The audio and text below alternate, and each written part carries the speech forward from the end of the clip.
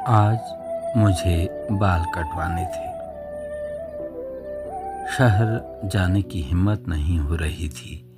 गांव का ही पढ़ा लिखा भतीजा दल्लू, जो खेलने में, पढ़ने में और कई कलाओं में दक्ष था, कहने लगा, चाचा यहीं पर काट देते हैं, बार्बर के यहाँ कहाँ जाओगे। कोरोना काल में भी दल्लू ने मुझे बहुत मदद की थी। बाल कटवाने तो बैठ गया, लेकिन कपड़ा, कंघा, मशीन ढूंढने में बहुत वक्त लग गया। दल्लू कहने लगा, बुआ होती तो बता देती कहाँ कंघा है, कहाँ कपड़ा है, कहाँ कैंची है, वहाँ मशीन है। आज दीदी को गए 1 वर्ष होने को है। एक एक पल के लिए भी दीदी भुलाए नहीं भूलती।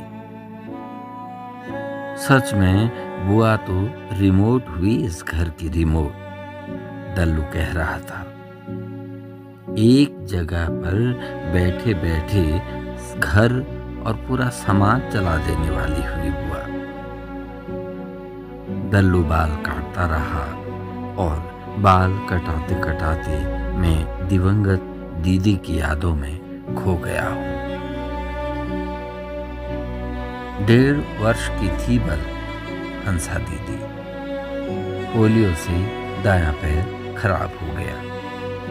किसी तरह ईजा बाबू ने उस समय के हिसाब से कसरत कराकर, मालिश कराकर, इलाज कराकर चलने भर योग्य बना दिया था। उम्र बढ़ते गई।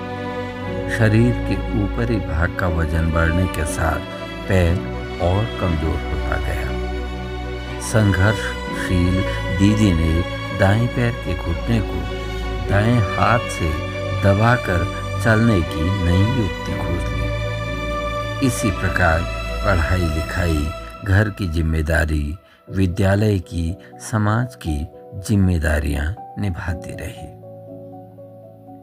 पढ़ाई लिखाई, संस्कृति, परंपराओं पर गहन अध्ययन करते रही। शिक्षण में राष्ट्रपति पुरस्कार प्राप्त किया। सफलतम शिक्षण सेवा संपन्न की। 50 वर्षों तक शिक्षण करके 62 वर्ष की आयु में रिटायर हुई।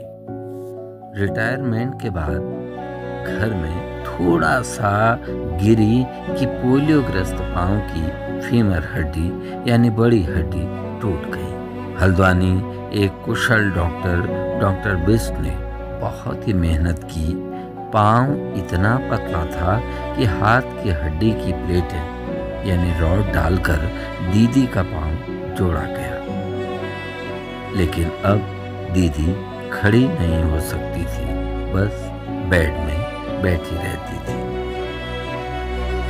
एक दिन मैं कॉलेज से घर लौटा तो देखा दीदी एक नीले रंग के स्टूल को पकड़कर बाथरूम की ओर जा रही थी।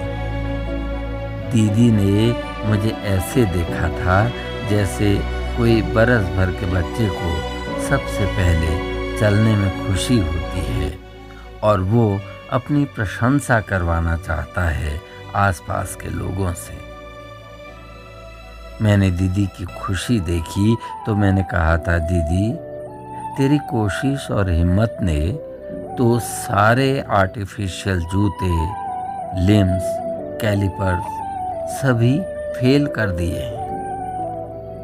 बस अपने बिस्तर पर ही बैठकर सारी जिम्मेदारियां फोन से ही संभाल लेती थी दीदी।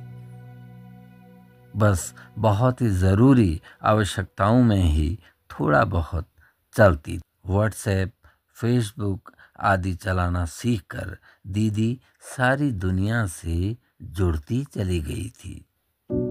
कितने ही सेमिनार अटेंड करने लगी थी। ऑनलाइन सेमिनार्स में, नित्य प्रति कवि सम्मेलनों में भाग लेती थी। बाल परिचर्चाओं में भाग लेती थी। हर परिस्थिति में खुश रहने की कला तो दीदी केवल तू ही सिखा सकती थी, केवल तू ही।